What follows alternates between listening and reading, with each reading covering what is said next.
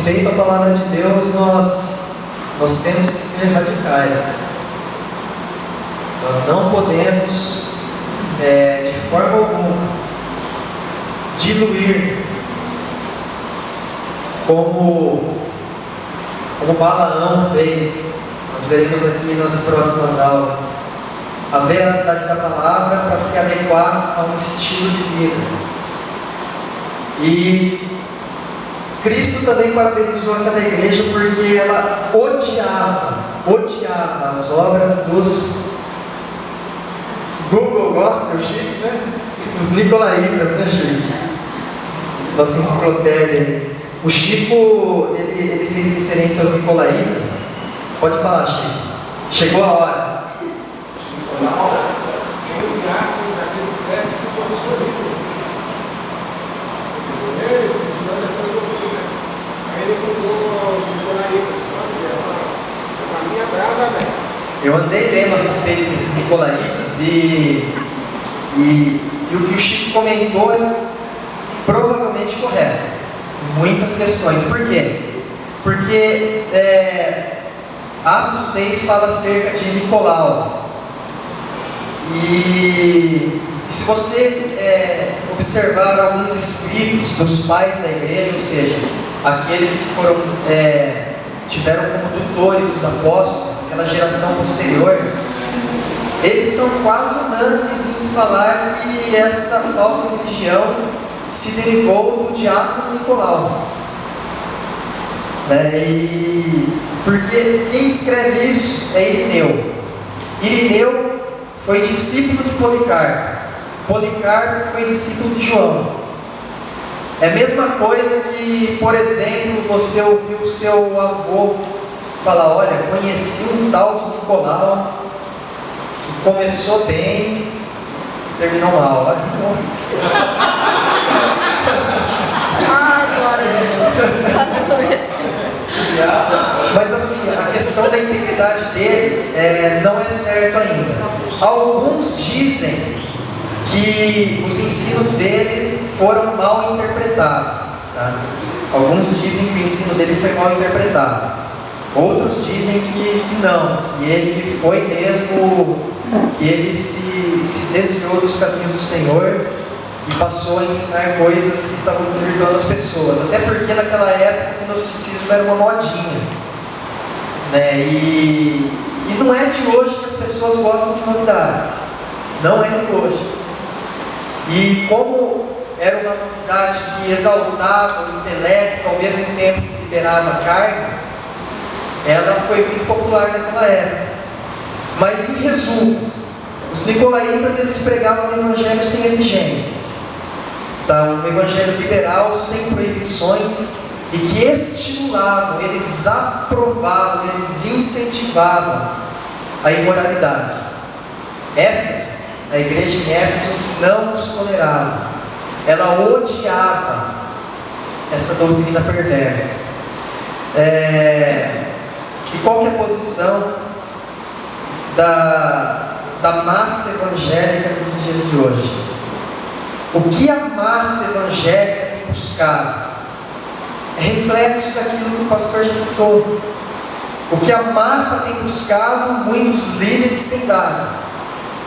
Prega-se o que dá certo e não o que é certo. Prega-se o que as pessoas desejam ouvir. Prega-se o imediatismo, a solução completa dos problemas corriqueiros desta vida. É evidente, amada igreja, que nós temos que nós sabemos que temos um Deus soberano, santo, poderoso. Na menor das nossas dificuldades, nós iremos correr a Ele. Amém? Iremos buscar a presença dEle, iremos pedir: Deus, resolve esse problema para mim. Deus, me orienta, me ajuda. Mas o que nós temos visto hoje é uma centralização às questões físicas, materiais e carnais. A esperança das pessoas em Cristo tem se limitado ao físico. E Paulo já disse: se a nossa esperança em Cristo se limitar às coisas desta vida, nós somos os mais infelizes de todos os homens. É o imediatismo. Eu quero resolver os meus problemas a qualquer custo. E aí a liderança, que não está apegada à palavra, vê isso e fala: eu tenho que arranjar uma forma de resolver esse problema, porque eu estou percebendo que isso enche igreja. E enche o bolso também. E aí inventa-se mil e uma coisas. Inventa-se modismos, jargões, como se isso fosse a solução da igreja. Conclusão: para-se de pregar o Evangelho. Se você perguntar hoje para um cristão o que é o Evangelho, olha, eu devo dizer que muitos não saberiam responder. Infelizmente, lamentável que as boas novas de Deus estão desconhecidas no meio daquilo que nós conhecemos como igreja evangélica no Brasil. É evidente que eu estou generalizando, é evidente que há sempre o remanescente fiel, graças a Deus por isso, mas nós podemos observar que, no geral, como o pastor já citou aqui, nós estamos vivendo um período muito parecido com a igreja de Laodiceia. Ninguém quer colocar a Laodiceia na placa da sua igreja, mas as atitudes comprovam que a igreja no Brasil e no Ocidente está muito parecida com a igreja apóstata de Laodiceia. A igreja, na hora, tem perdido a capacidade de refletir. Ela quer enlatados. Então a pessoa fala: olha, eu venho em nome de Jesus. Pronto, vou ouvir e vou abraçar. Não são mais como os bereanos, não são mais como os efésios, que pesavam a palavra, que averiguavam e que, se necessário, desbaratavam, enxutavam os falsos ensinos, as falsas doutrinas. Para incentivar a imoralidade, o pastor não precisa dizer para o povo pecar: você pode prosseguir, pode beber, pode fumar, pode fazer qualquer coisa contra o teu corpo. Não é preciso isso. Basta não pecar, não pregar contra o pecado. É uma tragédia. Se deixar de pregar contra o pecado, está incentivando a imoralidade. Porque eu não prego contra o pecado porque a igreja vai ficar mordida.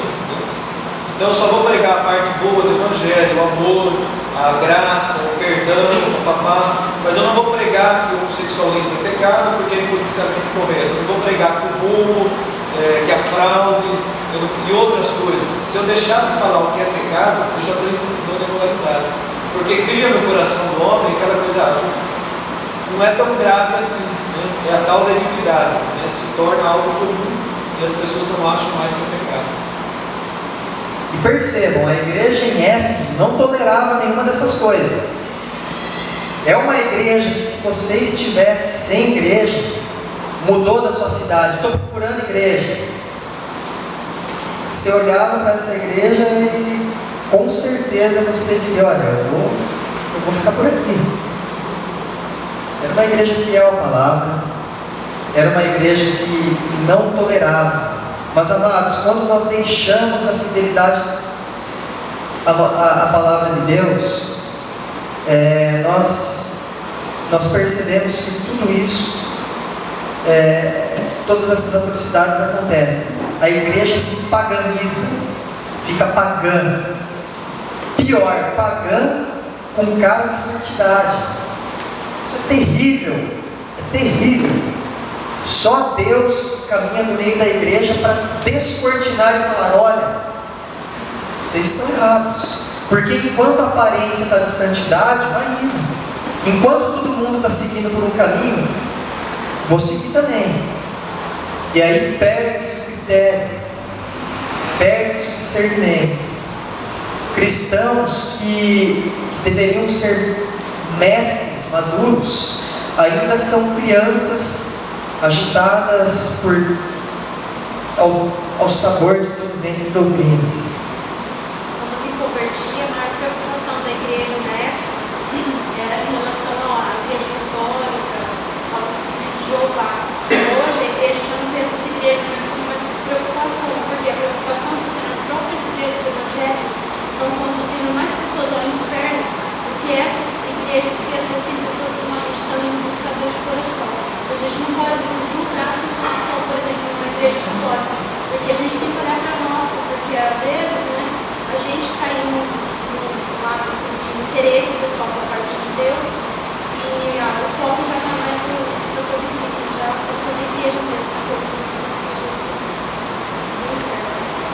Verdade. O falso ensino, ele é um caminho direto ao inferno. E... Mateus, Na verdade, não é nem igreja evangélica, na verdade, são seitas que se passam, do meu ponto de vista, essas igrejas são seitas que se passam por evangelho. Semana passada eu estava numa cidade, aí a gente estava conversando lá com o pessoal do aeroporto lá e eu não sei como surgiu, não lembro como surgiu a conversa, mas aí tocaram no Valdomiro aí, né? Ele tinha pousado lá com um novo jato que ele adquiriu, não sei quantos milhões de dólares lá.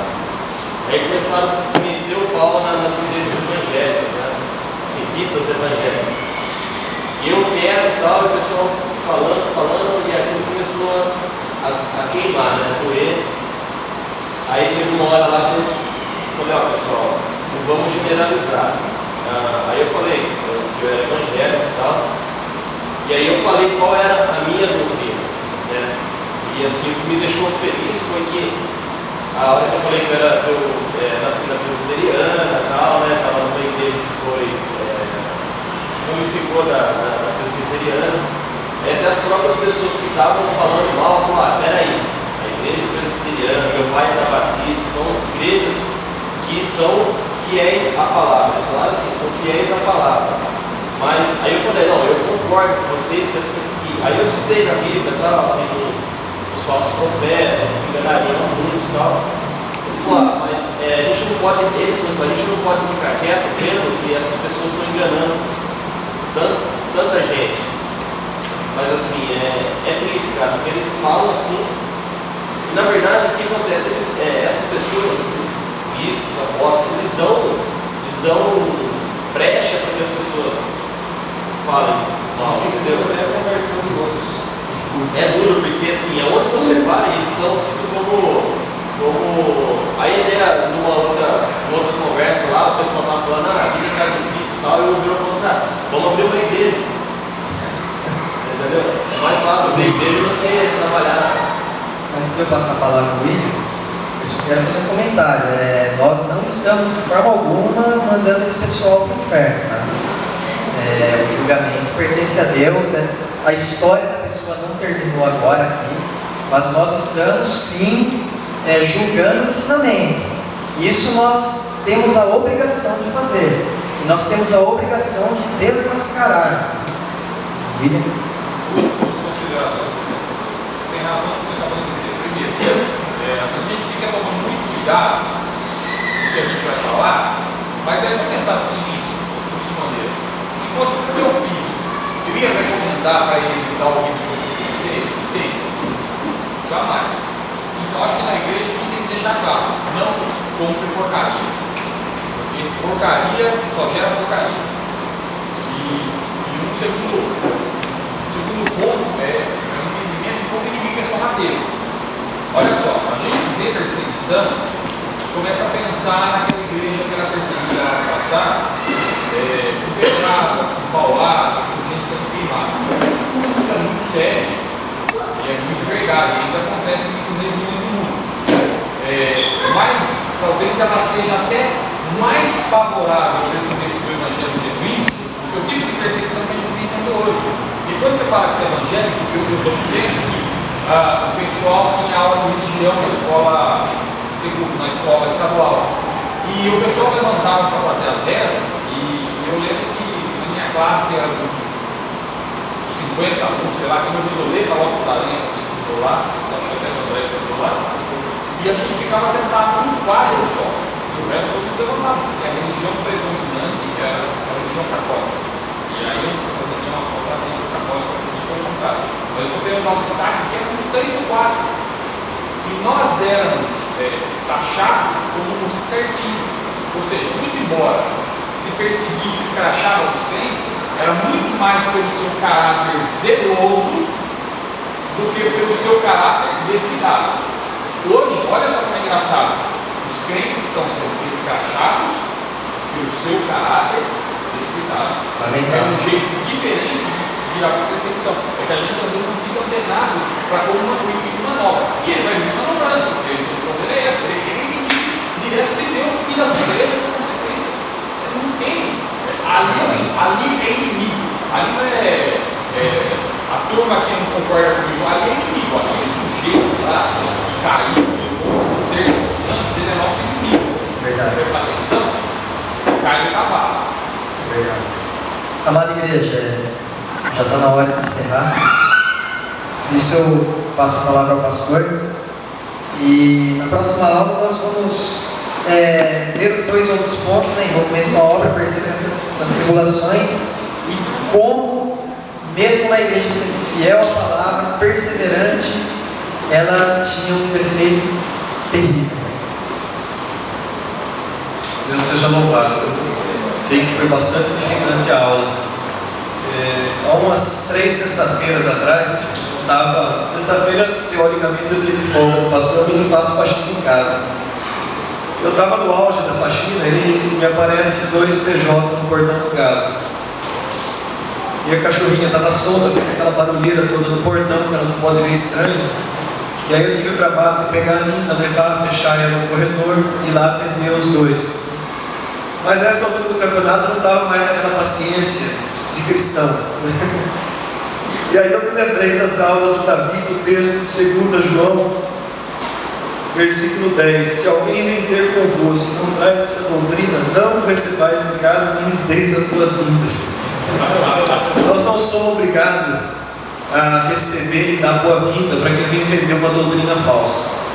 Uma vez eu sentei com 2, trouxe para dentro de casa, eu preguei para um e eu acho que um até deve ter se convertido, porque foi embora com muita dúvida. O ancião querendo ir embora, eu segurando eles, pregando a palavra, o rapaz foi embora assim, sedento.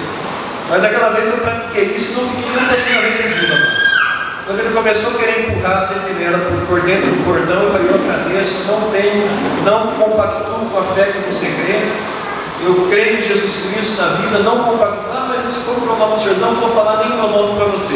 Eu vou fazer o que eu estou fazendo e, por favor, não vou te receber. Mas muito obrigado, queria a costa. E o cara ficou bravo no portão e foi embora. Então, amados, muitas vezes a gente tem que ser assim meio radical.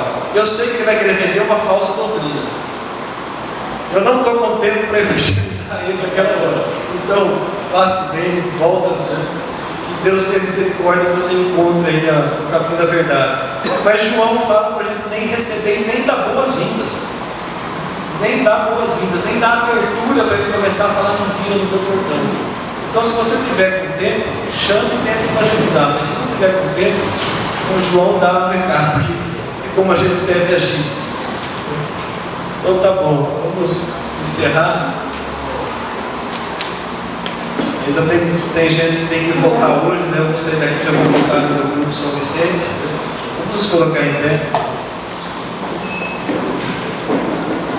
Senhor, nós te agradecemos pela tua palavra, te agradecemos, ó Deus, porque o Senhor tem tratado conosco, nossos olhos têm sido abertos para conhecer a tua verdade, e que nós possamos, acima de tudo, praticar essa palavra na nossa vida, no nosso dia a dia, no nosso testemunho lá fora, não apenas dentro da tua igreja.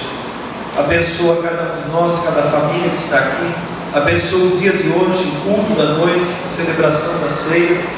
Que, ó Deus, a tua presença permaneça, manifesta no nosso meio, e que a tua palavra possa fluir mais uma vez de maneira poderosa sobre a tua igreja. Eu oro e agradeço em nome do teu Filho Jesus. Amém? Bom almoço a todos e até a noite em nome de Jesus.